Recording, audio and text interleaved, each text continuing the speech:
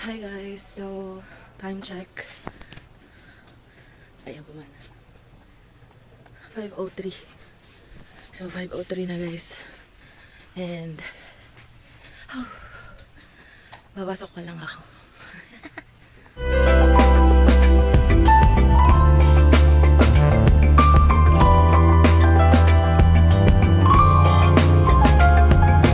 So may training kami 7 AM. Taga dito kami sa Cavite. So, kailangan maglaan ng 2 hours para sa biyahe.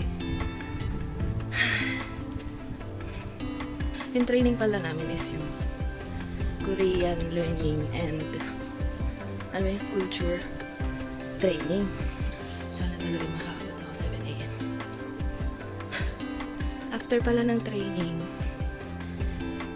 ito na kasi yung mag-work kasi ako guys sa Korea as a factory worker. And to work there, syempre, kailangan mong dumaan sa POEA, sa process ng POEA. So first, nag-exam ako ng language, tapos susunod, pag pumasa ka, kailangan mong mag-medical para mailagay ka nila sa rooster. Pag nasa rooster ka na, antay ka lang hanggang sa magka-employer ka. So, pag nagka-employer ka na, aantay ka na magkaroon ka ng kontrata. Standard labor contract. So, kapag may contract ka na, antayin mo yung post ng POEA sa page nila, DMW Keme Route. Sa sign-in pala, di ba lumabas yung pangalan mo sa page ng POEA? Ano pala yun? Kung kailan yung date na nilagay nila yung kung kailan pinost yung ano ba? Basta kung ano yung date dun sa pinost nila, yun yung ilalagay mong date sa contract mismo. Tapos, after nun, i-email mo sa kanila. Pag na-email mo na sa kanila, aantay ka na lang na magka-CCBI ka. Pag nagka-CCBI ka naman na, training ka na. For medical ka na ulit.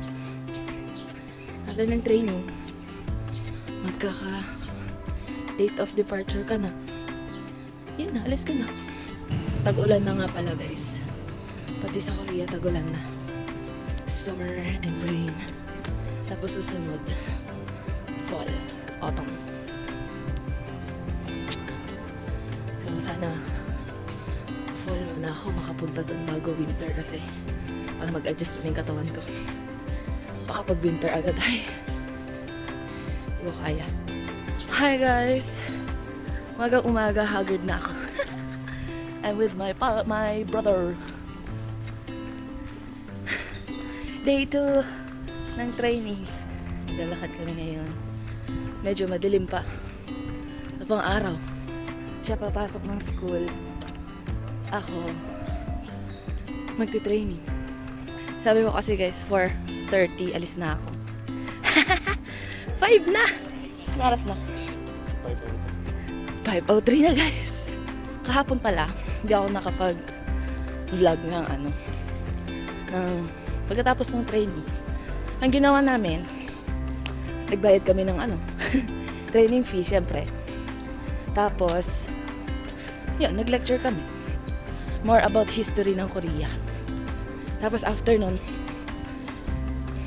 quiz ba yun? May pa-quiz! Hindi ko alam kung quiz yun o exam. Pero yun, nagganon kami guys. And out of 50, 44 yung nakuha ko.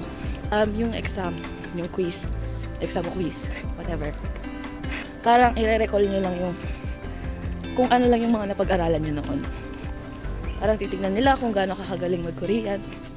Ganun. Anyways, yun guys. Mamaya ulit. Bye-bye! Hi guys, so tapos na yung training and kakatapos ko lang mag-OT. Pagod na ako. Time check, 10 o'clock. 10:45, mag-11 na. So, Kaya ka na matulog. 4 na naman ako gigising bukas. Kaya, ayan.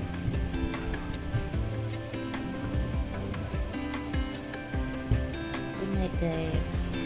And ito natin ang baby. Good night. Hi, guys. So, late na ako. My God. Time check. 5:37.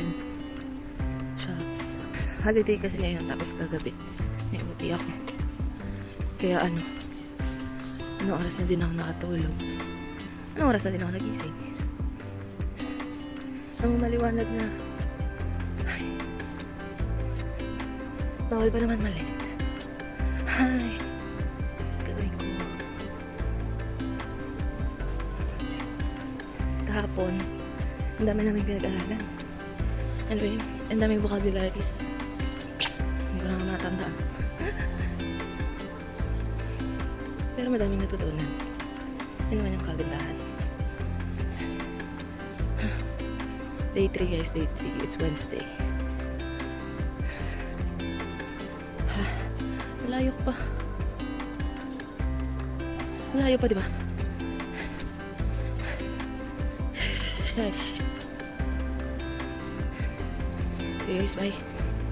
Mamadali muna ako. Hi guys, so day 4 na training. And tama, umaga na naman. Late na naman ako. Papasok pa lang ako. Ayun, so kahapon, ano pinag-usapan natin kahapon?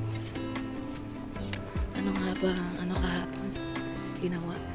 So, kahapon pinag-usapan yung grammar, conjugation, subject particles. Ang hirap guys. Very hard. Hindi ko na itsura.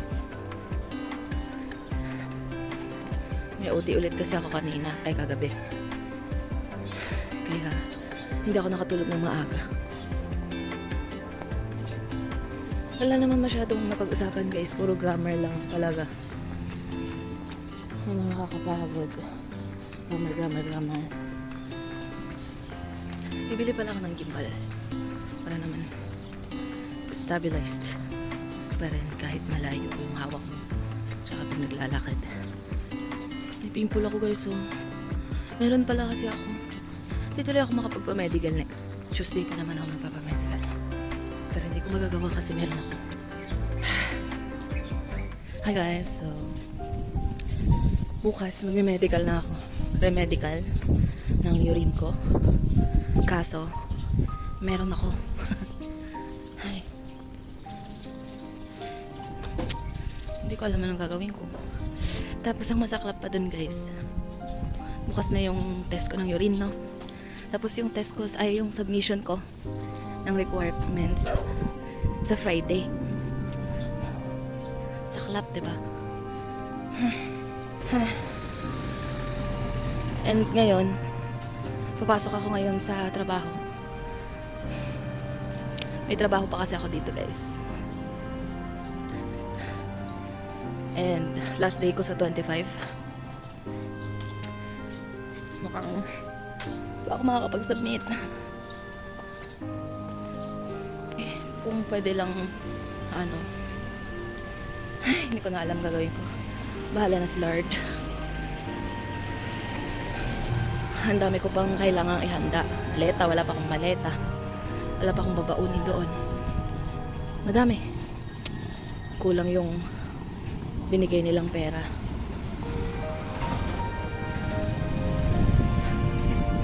Ay. Pagtigtiis na lang naman. Nakapunta na ako ng Korea.